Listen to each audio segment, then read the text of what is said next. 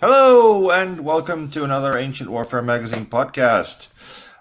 Today we are going to discuss Ancient Mercenaries in relation to Ancient Warfare issue 13.5, which has just gone off to the printer. And with me today, I am Jasper Orthuis, the editor of Ancient Warfare Magazine. And with me today are Murray, Mike, Lindsay, and now I've had you all, I think. Yeah. Let's start off. We have got a couple questions from our patrons, and we'll just jump right in, I think. The first one is Aeneas Tacitus, no, it's Tacticus, describes in books 12 and 13 of his work how mercenaries were to be used and ordered inside the city proper. He also mentions that the home city to outnumber and outarm the mercenaries. So were mercenaries meant to fight mostly the battles outside the city and stay inside only in sieges? I guess this goes to certain distrust of mercenaries, right, Murray? I think that's probably the main point of it. The expectation that Aeneas has is that every city by that time, so we think he's writing in the 360s, that every city will have a vast force of mercenaries at their disposal to do their bidding. So not just fighting outside the city, but to fight. So as Mark wrote in the Siege of Lilybaeum piece, you know, the garrison inside Lilybaeum was mainly Carthaginian mercenaries. So one of the things that Aeneas is pointing out there is that if your mercenary force outnumber you and outarm you, you're in severe danger, because if they get a better offer from outside the city walls, they'll betray your city sooner than anything. So Aeneas is very much it's a constant state of anxiety that Aeneas anticipates, that your state is always under siege, both internally and externally, and that in the How to Survive a Siege, as it's called, has just as much on sort of paranoid preparation for your own population and control and things like that, rather than just when they dig a trench, dig a countermine. So it's a fascinating exploration of the sort of the mindset, and the material on mercenaries is exactly the same, that the expectation is that you'll have mercenaries. You need to control where they are, how they're armed. You need to buy their arms. You need to have an internal force that outnumber them and are better armed and armored than they are, which, are very modern considerations. Yeah, the attitude towards mercenaries is we didn't really discuss that in the issue, but I believe the attitude is generally one of distrust, because mercenaries, of course, sin against at least in the Greek world, the cardinal rule is that you fight for your own polis, because you're a citizen of the polis, and that's how you have a vote. There's also a theme, I think, in the literature of and whenever you see something repeated in the ancient sources enough times, you have to ask yourself, is this a literary trope? Mm-hmm. But the theme of the non-polis national betraying the cause is a constant theme. The example that comes to mind immediately is in I believe it's Polybius's description of the Battle of Pydna, where Perseus of Macedon has a pass closed while Aemilius Paulus is trying to maneuver for it, and he sends his officer Milo to hold the pass, and the Romans, but the Cretan betrays the position. A Cretan deserter betrays the position, and the fact that that deserter is a Cretan and not a Macedonian and Antigonid is heavily emphasized. And I see this, of course, I can't think of other examples coming to mind, I guess, because I'm nervous being on a podcast, but I know I've read that kind of thing. Deserters, ethnicity or polis of birth or region of birth is emphasized as them not being part of that particular polis. Oh, Armies does this too when he talks about the Spartan attempted deception when they're besieging the Messenians in Mount Itome, where they send deserters in, and there's that wonderful quote, which is the Spartans' tricks may be new, or the Spartans' treachery may be new, but their tricks are old, or something like that. But the idea that you don't trust people who aren't from your own ethno-linguistic group. Yeah, there's lots of those in terms of examples where not even betrayal, but lust for plunder gives the game away because they're out plundering when they should be doing something else. Or they're unreliable because of their. I think again it's Polybius who says he was like a Cretan in that way. You're like, what does that even mean? The Cretans seem to come in for a lot of stick. Well, there's a good example of that plunder point you made. Is it Xenophon? It's the Nemea, the Battle of the Nemea, and one of the reasons why I think King Agus gives the order for the units to dress the line. They disobey him, and there's a fatal gap in the line, and everything would have been lost. But the anti-Spartan coalition decides to loot the baggage train when they break through the line, and then allows themselves to be outflanked. I believe it's the Nemea, and I believe it's Xenophon's narrative. Please accept my apologies if I remembered that incorrectly. But that theme of plunder. However, in that example I'm giving, I don't believe mercenaries are involved. I think it's the native troops. Their lust for gold. Well, exactly, and I think that's the problem is that not just mercenaries plunder baggage trains, but mercenaries are the literary trope because they're only interested in plunder, which is it comes into one of the other questions that will come up in a minute about payment for mercenaries, because I think it's a far more complicated business transaction than we normally think of. You get quotes like in Braveheart, you don't have to pay a dead mercenary, but of course in mercenaries you pay in advance. You don't pay after they've done their service. You pay before they've done their service. Right. So a dead mercenary is a lost investment, actually. But if you want to talk about it in economic terms, but there are cases, of course, where mercenary pay is lacking, and that causes trouble. I think. Well, that's the whole. That's the Mamertines, right? That's the whole. Yeah. That's the whole for one, war. And the Carthaginians have their own problems with that later. Yep. I think it's also terms of service, length of service, renegotiating at a time of crisis, which is what we get in Lilibayum again. But I think there are all sorts of issues that come up regarding what exactly was going on, and we don't know. That's the biggest problem, of course, we have across all ancient history and beyond, is that the sources don't tell us exactly what we want them to. The importance of pay can be inferred, at least one instance that I'm aware of, that is at the end of the First Punic War, so it's 241 BC, and Hamilcar Barca and his mercenary army is more or less fighting for its life at Eryx, and it's got the Romans at the top of Mount Eryx and Romans at the bottom of Mount Eryx, and they are struggling, and they have only one small port that gives them access to Carthage. The Carthaginian relief fleet that comes to their aid is bringing supplies, but it's also bringing money to pay the troops. So that I found to be remarkable, that in this do or die moment, they needed to actually put added weight onto their warships, their quinquiremes, to go and pay the soldiers. And what I think is that probably when it comes to mercenary pay, it's probably as diverse as the situations they found themselves in. There's probably some sort of sign-up bonus, as you can expect. And if they had regular access to metallic coins, they would have been paid relatively frequently. But if they were trapped, for example, the way they were at Eryx, or the way that the Carthaginian mercenaries were at Lilibayum in 250 BC, probably they were not getting paid for quite a long time, and that would have caused a huge problem. It would have been a real discipline problem for them, necessitating the ferrying in of very heavy metal money to pay them.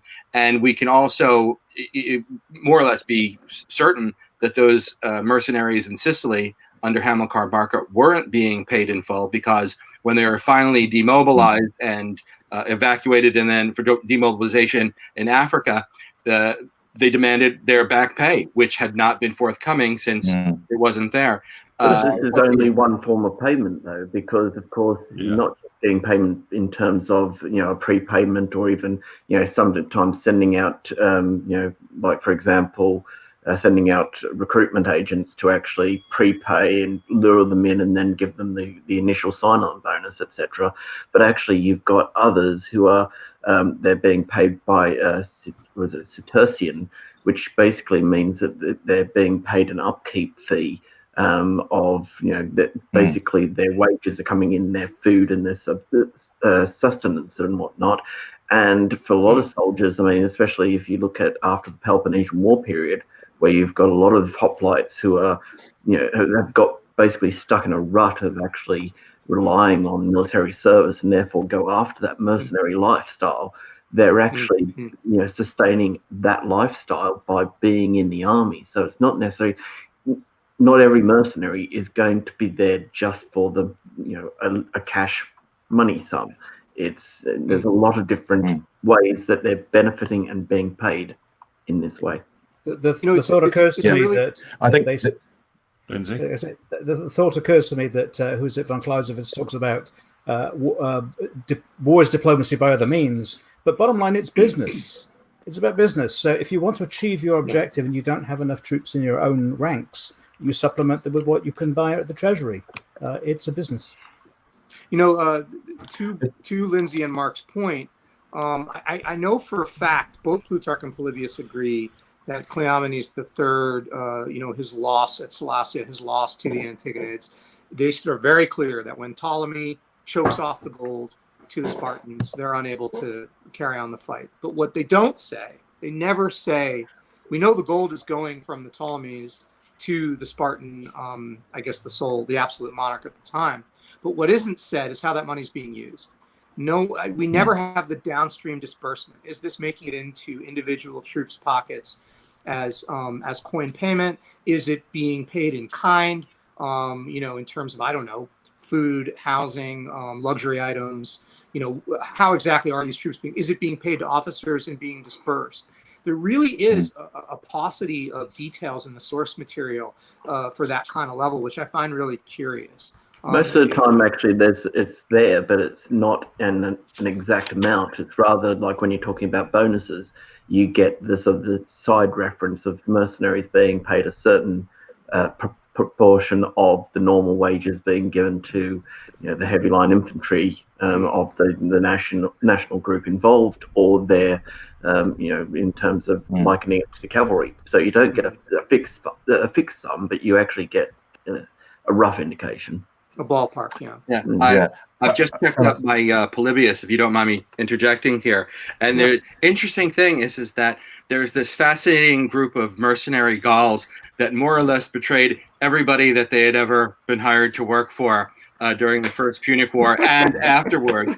And Polybius even mentions here that here's the interesting thing, going back to the point of who actually paid them, that these Gallic mercenaries were in Agrigentum during the First Punic War, so probably sometime before or during 261 BC when it was captured by the Romans, and that they had previously become involved in a pay dispute with their officers, meaning that somehow, and it's not really clear whether or not these are Carthaginian officers or they're mercenary officers who have direct command over them, but somehow these mercenaries had a problem with their pay.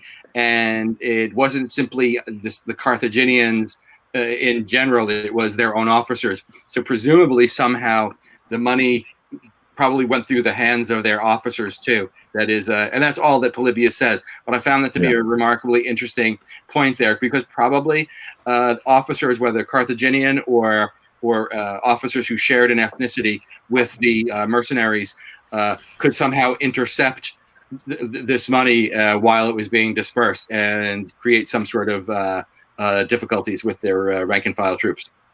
It's interesting because I think when it comes to Celtic mercenaries, that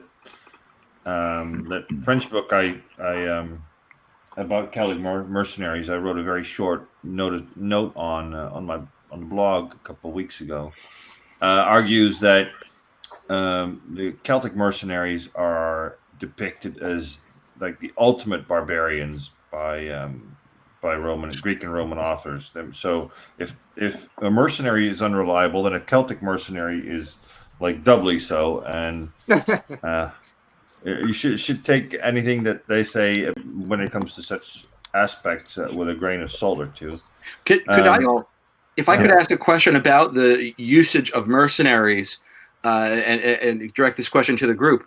One of the questions that first came to mind, reading the histories of the 5th, 4th, 3rd, and 2nd centuries BC, is how many times I would find a tale about a mercenary group that had betrayed the city that they were supposed to be protecting, and they had seized it or caused some sort of terrible disruption there.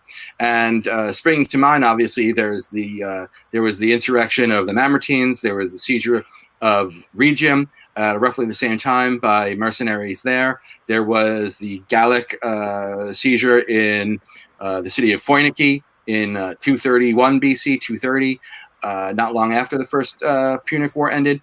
And it struck me as being that this happened a lot.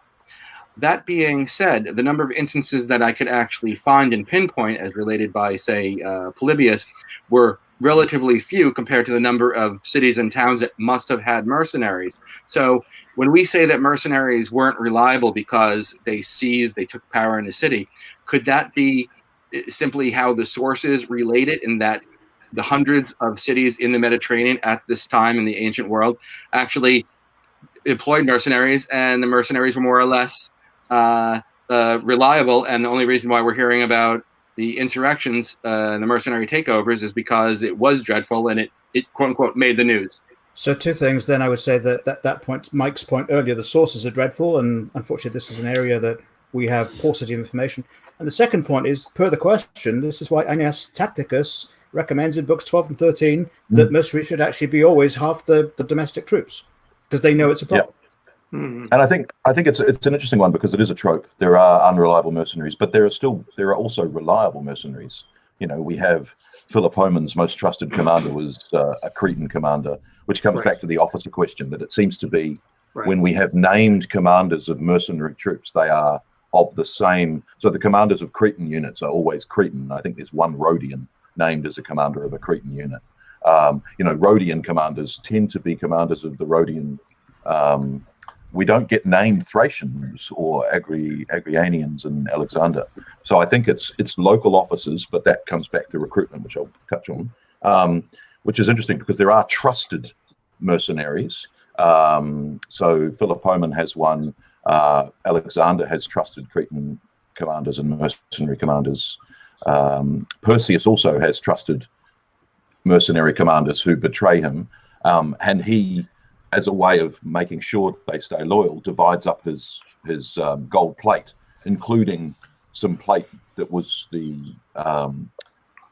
owned by Alexander the Great. So he gives it to his mercenaries by mistake and demands it back. But by that point, of course, the mercenaries have cut it up into pieces. So they refuse to give it back to him. And he gets betrayed by them in the end anyway. So it's kind of betrayal payment is a really interesting thing. To reinforce your point, Murray, there was a named mercenary, Alexon of Achaia, I believe it is, who during the siege of Lilybaeum in 250 BC, he's the one who gets wind of a potential an incipient mercenary uprising to betray the city to the Romans, and he's the one that immediately goes to the Carthaginian city commander Himilco and warns him of this. So Himilco is able to take preventive measures to forestall this. And it's also mentioned by Polybius that this same Alexon had also stymied another incipient revolt of Syracusan mercenaries in the city of Agrigentum in the beginning of the First Punic War. So Alexon was obviously a trustworthy individual who the Carthaginians must have valued very highly. I think going back to Lindsay's point, he was also a businessman because he wanted command. So betraying. I think that's the other thing, is that there seem to be some kind of elected commanders of mercenary groups. Yeah, that there are several incidents where you have these upstart mercenary officers, or they're not the commander, they're not the man who's supposedly in command. There's a fabulous one at Syracuse under Hero. The mercenaries that Hannibal sends back to Syracuse after the Battle of Lake Trasimene, that they revolt against the Romans, and they basically lead to the entire army taking their side against the Romans, which is just a fascinating sort of anecdote of mutiny within the ranks, really. Hey, before we move too far from it, one thing I want to ask that's germane to Murray's point. How much are we seeing ancient literary sources using mercenaries as an othering device, right? For people that are ethno-linguistically separate and different. So this is a thing you commonly see in racism. You see both the negative racist stereotype and the positive racist stereotype. So a negative racist stereotype, all Cretans are betrayers. A positive racist stereotype, all Cretans are good archers. Stephanie Craven, in her PhD dissertation, which I was fortunate enough to read, Dr. Stephanie Craven, talked a lot about the Cretan archer basically being a style of equipment and training, less so actually archers being from Crete in her analysis of it, and really shined a light on this thing being really used as an othering device. And I was wondering if people had any thoughts on that. It comes through in the name, doesn't it?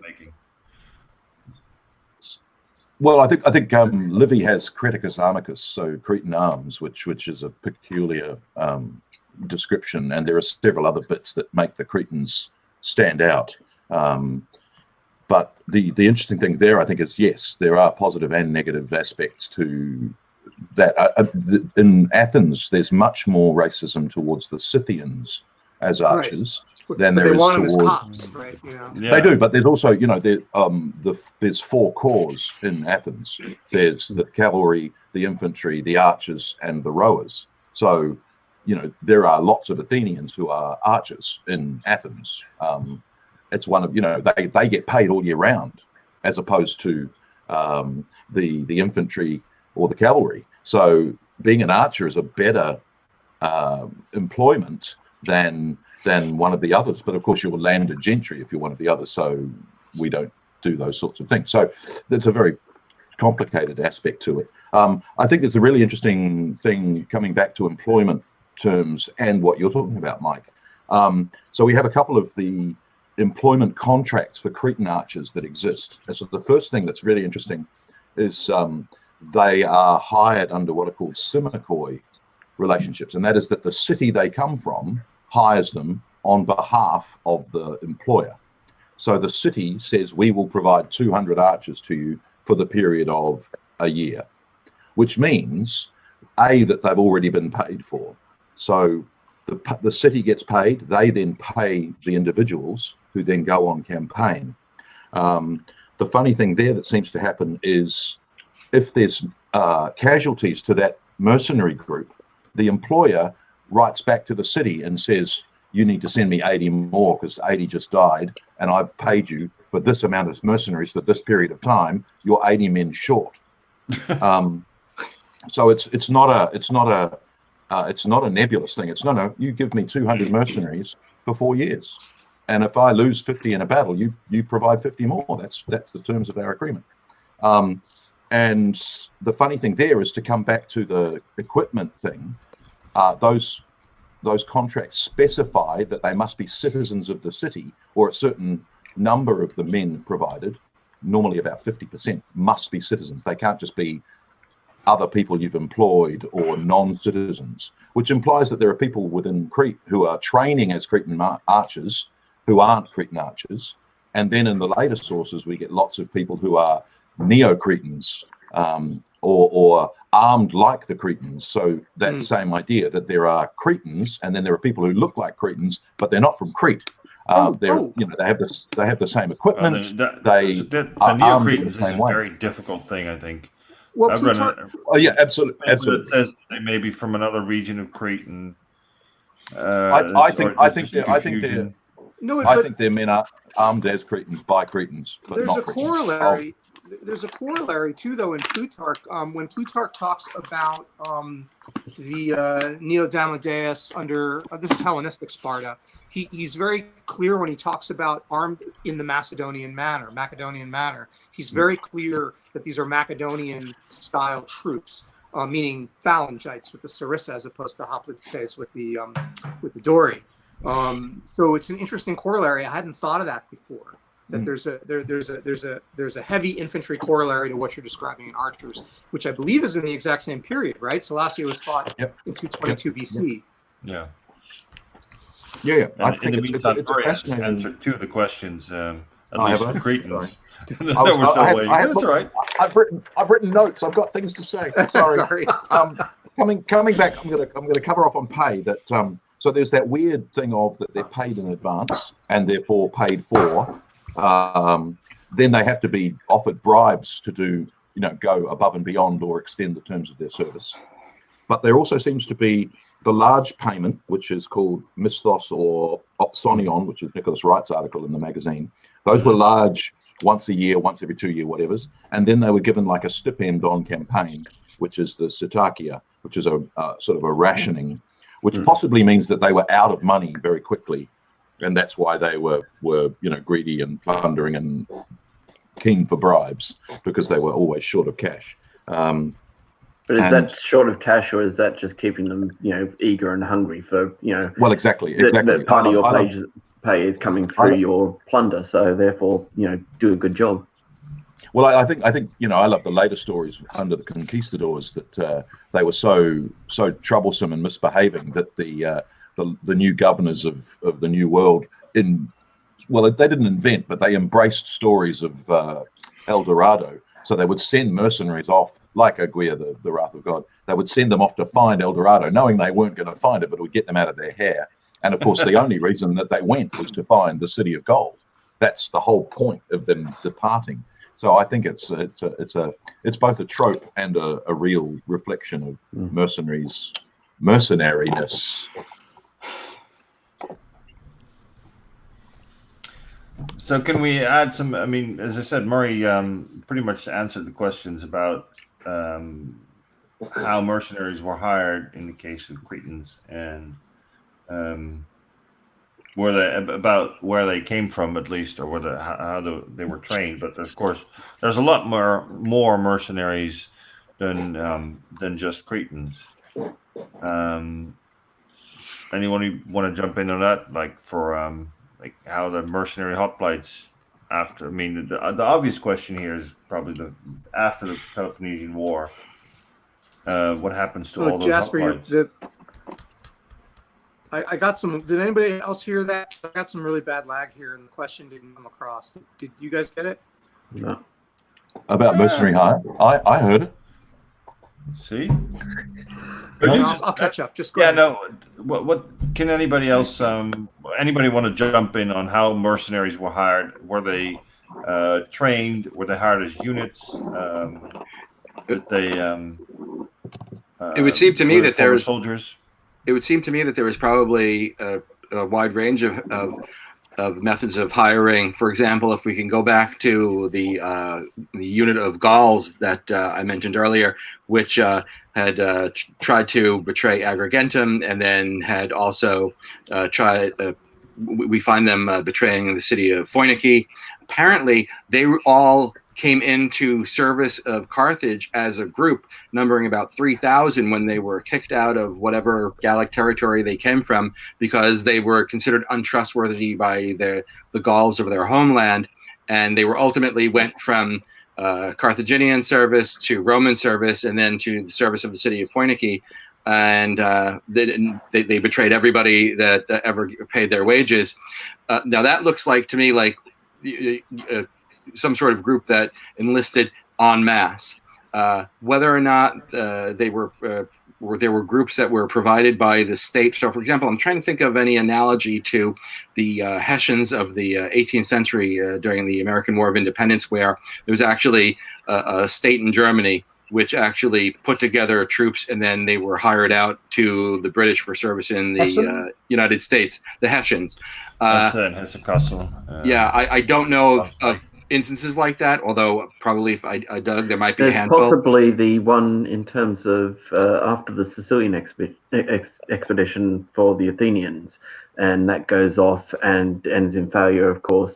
You've got a group of Thracians, I believe, turn up in Athens, basically saying we're too late, and Yeah, Right. and so subsequently, but they seem to be sort of been organised and sent out from their native land as a group. After having heard the advertisement put out by the Athenians, unfortunately they turn up and the Athenians decide that it's too undesirable in terms of pay, and also just simply having a rogue mercenary band around that they haven't really got anything for them to do at the moment, because they're trying to deal with Decolea and whatnot. So subsequently, they basically send them off home. That's a good point. And then they go on a rampage. Yeah. If we could extend our view though to a few centuries later, to the later Roman Empire, I'm wondering, how do you think that various mercenaries were? When I say mercenaries, I would guess what is a mercenary? We might have to define that first. That is, Germanic mercenaries were entering the Roman army in the 3rd and 4th centuries AD. I would say that probably most of those were enlisting as individuals, even if they were coming over in large numbers. That being said, they were being inducted directly into the Roman army and getting Roman training, Roman discipline. The Federati, who are late 4th century and early 5th century phenomenon, though, those were more or less troops that were being paid for by the Romans, but they were serving under their own commanders. So that strikes me as being something even more mercenary than the earlier example. Is there any difference really, apart from a name? Because I mean, you struggle throughout the ancient period when you look at the names that are being given to mercenaries, and you start out with Epicurus, which basically means helper. You then have Xenophon using the word xenos, as in the foreign troops. You have Xenokoi, that again, it's a foreign corps of troops that are. I think sometimes, yes, it is blatantly obvious that they are mercenaries, especially after the Peloponnesian War period. But on other occasions, I think there's a very thin line between mercenary and allied troops. That brings up a great point. Great point there, Mark, because I think that sometimes when we say mercenary, it comes freighted with all sorts of connotations. And I wonder how much of our concept of the mercenary comes from the late medieval Renaissance period of the Italian condottieri, where these were more or less troops that were organized and paid for by a military contractor to fight on behalf of a city that didn't have enough native troops to fight. How many of these mercenaries were something that we might have seen in early modern Europe, that is, maybe had specialized skills, or were simply being used to fill out the ranks? Were there anybody like akin to the Swiss in the ancient world, where you would have these cantons, sending out large bodies of troops that fought for pay? How much is anachronistic? Yeah. One at a time. Yeah, go ahead. That makes me think of the Agriani that have already been mentioned. I mean, you've already labelled them as mercenaries, but are they mercenaries? Are they, can they be linked to more? You're talking about a canton, and this type, that word, especially in the ancient world, links immediately to the Macedonians and the loose structure of alliances between the Macedonians that hold what stands for a Macedonian kingdom together. That is very vague in terms of what terms that they've got going between those groups. Well, it's also back to Mike's great point. Corollary to this. Sorry. Ahead, let me just point out and then you can go with your own point, Mike. That points out the otherness that the Agrianians are always named as the Agrianians. Thracian peltasts are always named. Numidian cavalry are always named. Balearic slingers are always named. So there is that otherness, but there's also calling them Xenoi kind of emphasizes it too as a group. Yeah, well, absolutely. But I think the other thing, of course, is that when Xenophon's talking in the Anabasis about there were some Rhodians in the army, they're not Rhodian slingers. They're in the army as Rhodians. Then, because they have a national trait, for lack of a better term, as slingers, they get turned into a detachment of 200 Rhodian slingers, whereas the Cretan archers are Cretan archers with the but hold on, expedition. There's a good example against that argument if you take Alexander, where he's got the famous Thessalian cavalry, who basically he gets after Gaugamela and basically says to them, right, if you wish to go, I'm going to disband your unit. If you wish to become mercenaries, then you can become my mercenary cavalry, which they end up doing, but they lose their national identity in doing so. Yeah, interesting. So That's fascinating. Yeah, I never. right. Is that an Aryan? Right. Is that an Aryan, Mark? sorry. Is that an Aryan? Is it Diodorus? I can't remember. I think it might be. Yeah, Diodorus might be. I think. Yeah. It's really fascinating. That's a yeah. really, really fascinating question. Somebody should write an article about that. It That came is a about really because cool of the question. end of the remit of the League of Corinth. That is, once the League of Corinth, which had been put together to obtain vengeance against the king of Persia, and he'd been defeated.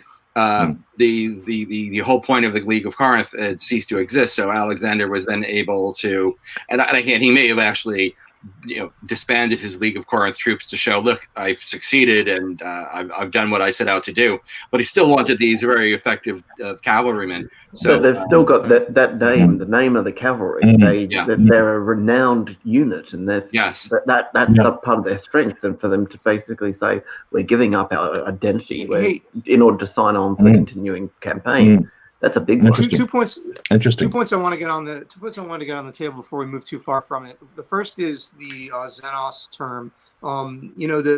There's a tendency, I think, for English speakers to see a pejorative in the Greek root of Xenos, Xena, because of the term xenophobic. I don't think there's a positive connotation in English, but I think to an ancient Greek, xenia, the guest friendship, right? There can be a lot of positive connotations between. But it still emphasizes with foreigners. You're not from around here. That's what I meant to say. Yeah, no, definitely foreign. Difference. Point of difference.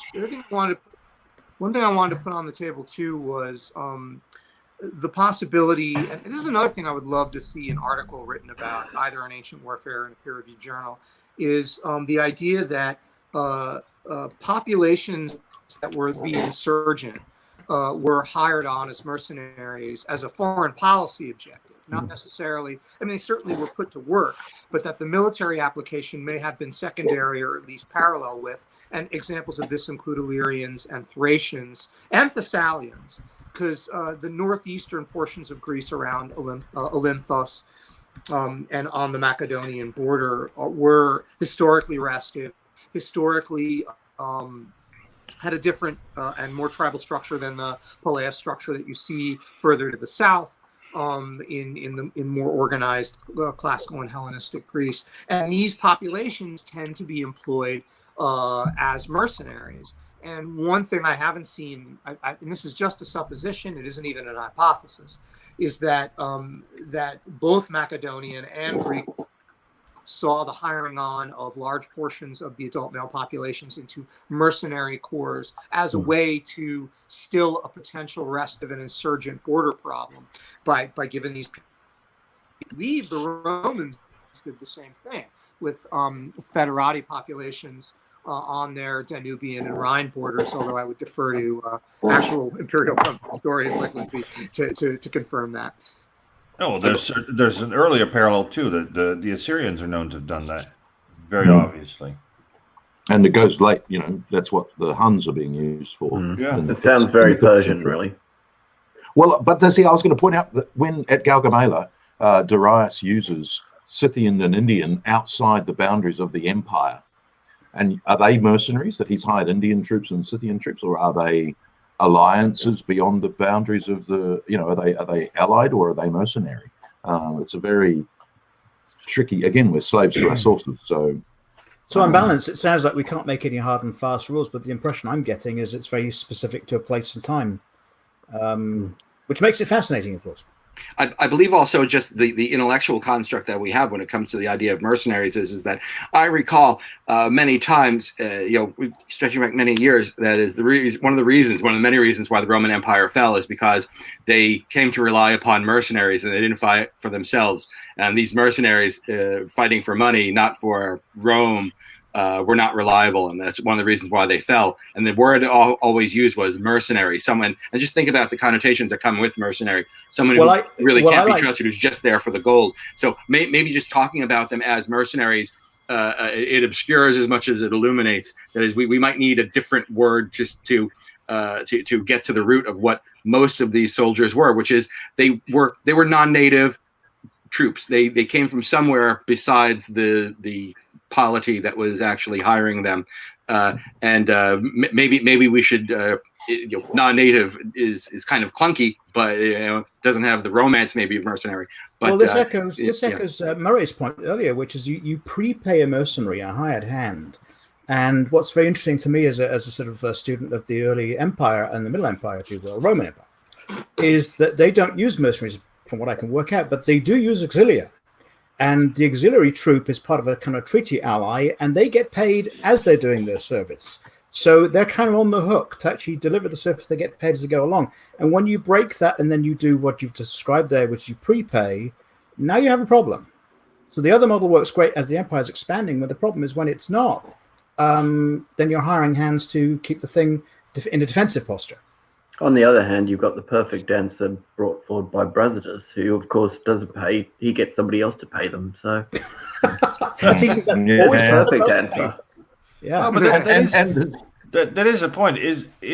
Are the auxiliaries in the Roman army, are they mercenaries? Are they just morphed? I mean, in theory, most of them are going to be from inside the empire.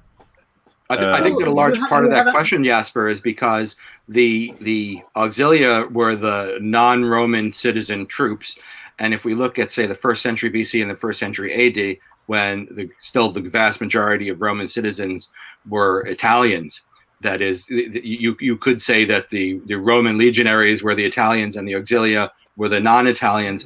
That dichotomy breaks down over time, though. Well, that's citizenship. Except that from the very beginning, there are auxiliary units that consist of Roman citizens. That comes a bit later too, but it's a very good point, and I think that we had a whole podcast about this, didn't we? We got into the into the weeds, and it's again the sources. We always do. It's always fun. But this is the point about but this is why we're good, because we actually bring this stuff out and point out to our listeners and readers that there aren't hard and fast rules about these things, and sometimes you have to just go in and be just aware that there are no fundamental truths based on what we actually have at our disposal. And by the way, those insights can change as new information comes along.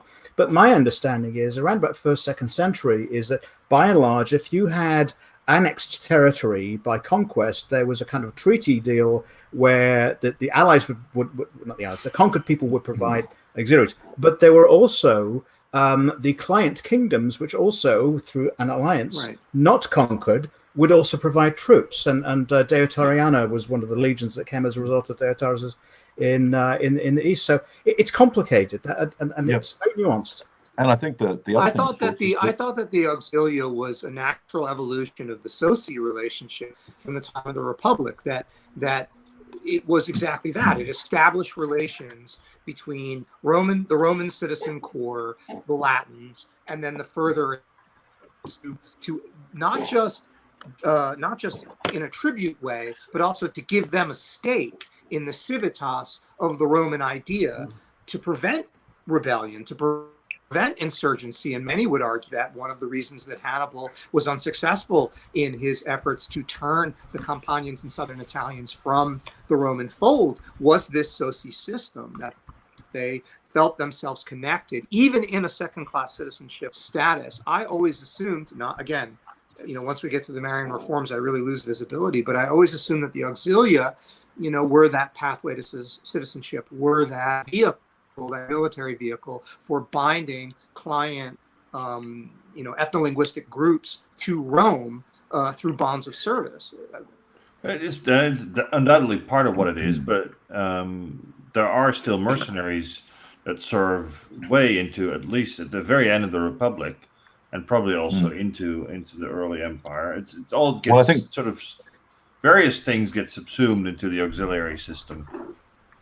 I think it's also possibly to do with identity, because the several auxiliary units remain identified by their city or their tribe. We know a lot of them from Hadrian's Wall, but they also seem to go into units that are identified for a particular fighting style. And again, not to harp on about the Cretans, but under the Roman Empire, you get the cohors Creticum Sagittatorum. So they're a cohort of Cretan archers. Strangely enough, and lots again, of, yes, lots of archer cohorts come from the Eastern Mediterranean. Well, some even come under the Yeah. commander's So I name. think So the issue there at that point Yeah. is that they come in under their war chieftain or something, and if the war chieftain is killed, do they disband? Do they get absorbed into another unit? Again, the evidence is very, very patchy. coming back to Brasidas, Brasidas is interesting because the remnants of his troops, he dies at Amphipolis, but his troops are called the Brassidoi after him because they fight at Mantinea. Well, but they're destroyed at Mantinea, but they're named for him. Well, but the Brassidoi are not; those are not mercenaries. Those are freed. Some would argue. Stephen Hodgkinson argues that the Brassidoi and the Neo-Damodeus at large are contemporary, but I've heard scholars argue that they are the first experiment with freeing helots and arming them as hoplites. These are not to be confused with mercenary troops. No. If I could go back to the Auxilia point, to just make one additional point there. I was going to say that one of the interesting things about the Auxilia and how it's also very hard to make any definitive statements is that I do believe that the Auxilia were, in many cases, and in large part, outgrowths of the ally system. It was regularized. I think also that, for example, many Gallic chieftains, for instance, who might have had their own retinues in the 1st century BC prior to the Roman conquest of Gaul, ultimately took service as auxiliary officers with their retinues, but fighting as Roman soldiers, auxiliary soldiers. However, at least until the 1st century AD, the Romans maintained another distinction they would call of irregular troops called numeri, who were barbarians who appear to have come from outside the empire, and the units that they fought in were called I think it was called a bandon, like a band. That is, these were effectively mercenary groups who were perhaps hired for a particular campaign, and they were not auxiliaries. They were definitely not legionaries. So there seems to be at least 3 grades of troops that might have been in any particular army: legions, auxiliaries, and these numeri, who may have provided reconnaissance skills on behalf of a Roman legionary expeditionary force. And to go back to Mike's point from before, I just thought of it after the Batavian revolt in 69, the Batavian units and then other auxiliary units get mixed up. The Romans used to, the Batavians were in the Rhine Delta, so where they came from. So they were stationed where they'd been recruited, and then after the revolt, they get moved. So that goes back to your point of taking a potentially difficult part of the population out of the area they come from, and of course, after making them even more dangerous by training them. One other point I was going to make is, and I've just been writing about Pliny the Elder and the natural history. Of course, Pliny the Elder is an equestrian, and he's actually put in an infantry cohort up in your neck of the woods, yes, kind of in that area, and then ultimately becomes a auxiliary cavalry guy. And that shows to me that one of the other tracks that differentiates auxilia from, let's say, mercenaries is the fact that the Roman army is made of citizens, but it puts the equestrians through the officer corps and maps them and traces them through. So there's always a Roman fingerprint, if you like, in the units, and I doubt that would have been the case with these numeri. It sounds like they were hired in. The numeri are very difficult, I think, to figure out exactly how and what they were. They may have been specialists. They may have been, as Mark says, hired from outside the empire, but sometimes from inside the empire, but for a very specific job. We don't know how long they were. Those units were around. May have been for just a single thing. Considering the time, however, I was just looking at the questions. I think Brian, Abram, Disco Shootout, and Jared have had their questions more or less answered. And if not, they can maybe bring them up at the live session or something, if we're going to do that for our 100th episode in 2 months. Ooh. Yeah. Wow. In the meantime, I would like to thank you all for attending and joining in the debate. And thank you for listening. And we'll see you again or hear you again very soon. Bye. Thanks, everybody.